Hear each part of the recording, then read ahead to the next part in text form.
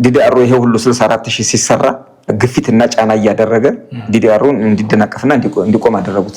አርሚ 70 በተለምዶ አርሚ 70 የሚሉት እነሱ ሱዳን አካባቢ የሚንቀሳቀሰው ኃይል ነው። ያው በጦርነቱ ወቅት አብዛኛው የዚህ ኃይል መነሻ በመራብ በነበረው ግጭት ወደ ሱዳን የተሻገረ ኃይል ነው። ይሄ ኃይል ነው መነሻው ይሄ ነው። ከዚህ ውስጥ እንግዲህ በርከት ያለው አመራርና አባል በዓለም አቀፍ ሰላም ማስከበር በመከላከያ ተልዕኮ ተሰጥቶት ሰራ የነበረው ኃይል ነው።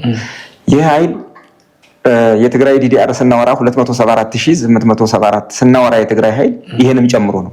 ነገር ግን አሁንም እዛው አካባቢ ሆኖ ሌሎች ስራዎችን እየሰራ አለን እያሉ እነሱም የሚሉት ኃይል ነው። ይሄ ኃይል ጥያቄዎች ጠይቋል።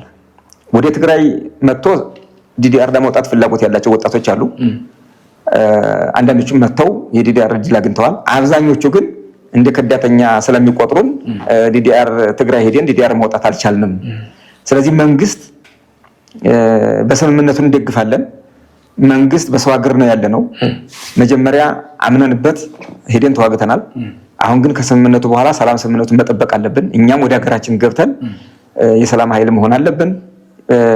ጥያቄያችን እንዲቀበለን ብለው በተደራጀ መንገድ በኮሚቴ ለመንግስት አቅርበዋል ጥያቄውን።